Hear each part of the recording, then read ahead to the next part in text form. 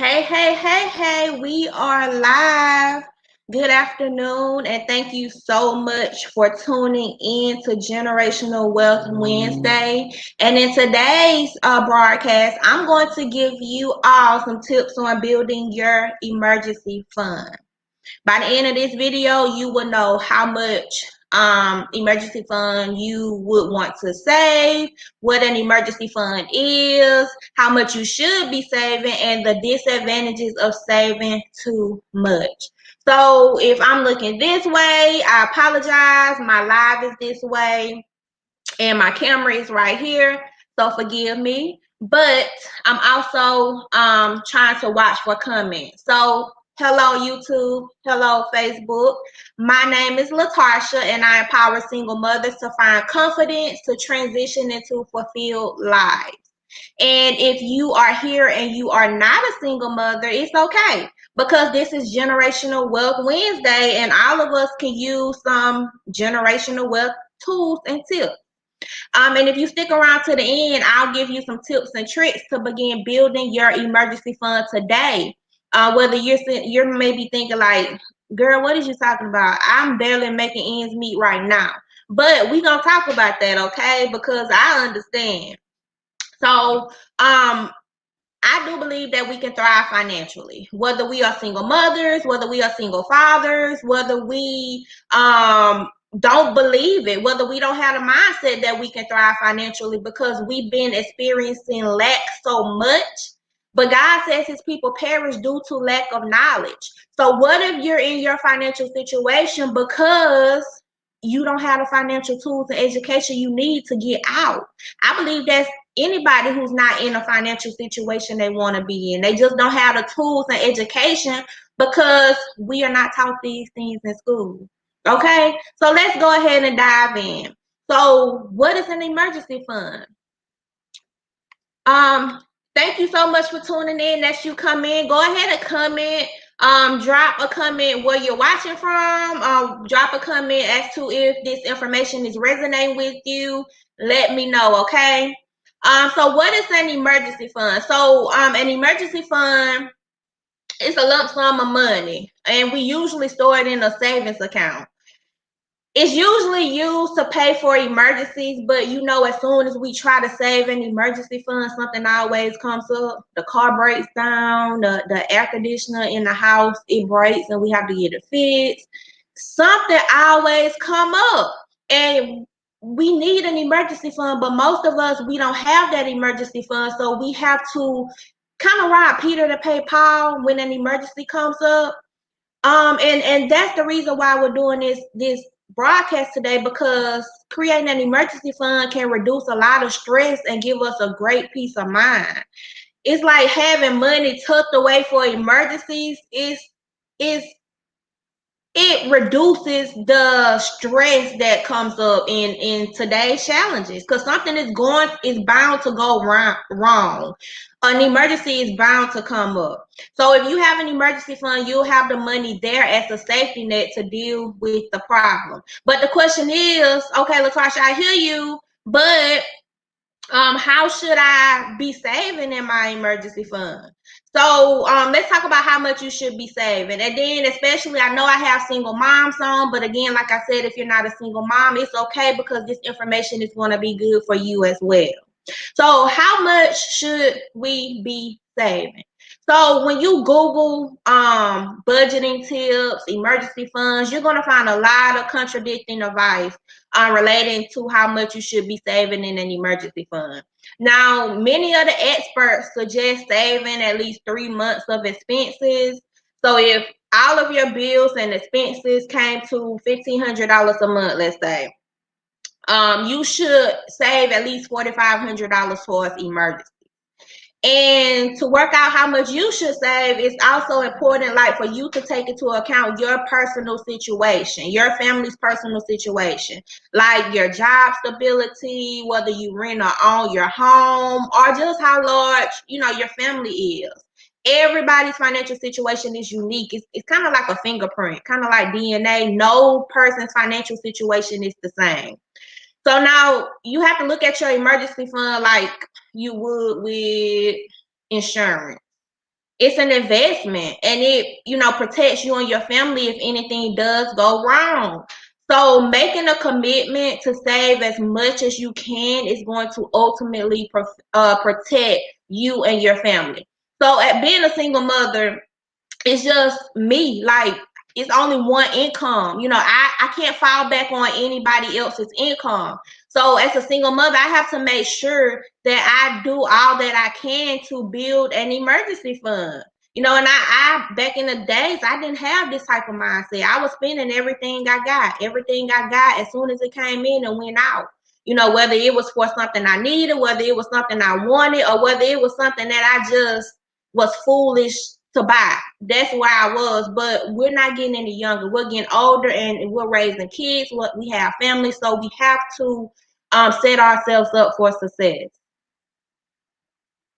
The disadvantages of saving too much. I didn't know it was a disadvantage of saving too much, but there are disadvantages of saving too much. So, angelic cleaning, yes, ma'am. I'm here and taking notes. I'm breaking generational curses in my family. Yes, ma'am. That is the ultimate goal, is to break generational curses for our kids, for their kids, and their kids. So, sometimes it's logical that the more you save in your emergency fund, the better off you will be, but that's not always the case. So first, we may lose money by actually having it in a savings account, because generally we earn around, let's say, 1% each year on the amount we save, but our banks, they don't pay you interest on your savings. So your money is just sitting there and it's not growing. Whereas you can have this money somewhere where it is growing. This doesn't cover inflation rises, meaning you're losing money throughout the course of the year. So let's talk about it. Like, our dollar is not always going to have the same value because prices is continuously going up. Prices are inflating. So another downside of having too much money in an emergency savings fund is that you'll be missing out on your other financial goals. Like, some of the money can be put towards retirement or for paying off debt or any other thing that you may have that, maybe need to be paid off. So, also, I want to put this disclaimer out there. I am not a financial advisor of any type. I'm just speaking of knowledge. I'm speaking of, experience. I'm just speaking on what I have learned and just sharing the knowledge with you all. So, when talking about how much you should save, it's important to, again, consider your current financial position before throwing all of your savings into an emergency fund. Paying off debt could be the better option. If anything were to happen, you wouldn't have to worry about missing debt payments on top of anything else. So, because let's face it, like, all the debt we have, we can never really be wealthy, break generational curses with loads of debt. So having an emergency fund is essential in today's economy. But it's also important to understand, like, how much you should be saving. But these are just general guys. Only you would know, how much you should be saving, whether you need to save, 6 months to cover everything, whether you need to save 8 months. You have to understand that this is just, general tips, general advice. So you may have heard this and you may be like, well, Latarsha, I hear you, girl. I'm a single mother. I can barely pay my rent. I can barely pay this car note and this insurance. I'm already working 2 jobs and I still don't have enough. So I hear you. I understand. I definitely do. But listen, here's your solution. So when I first started my financial journey, I was thinking the same thing. I'm like, man, look, I'm barely making ends meet with one job, and I'm not trying to go out and get another job, okay? So I just worry about the emergencies when they come. And they gonna come, and it's gonna stress you out because you're gonna have to take the light bill money to pay for that broke down car.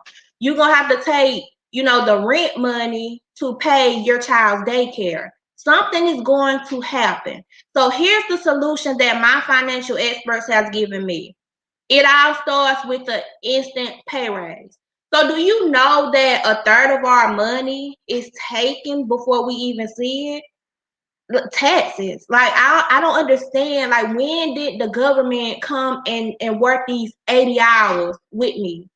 I don't understand it. But yet a third of our taxes is taken before we even see it. But we can't complain about it. You know, we can't beat them. So why not join them? Why not bring more money into our households with the instant pay raise?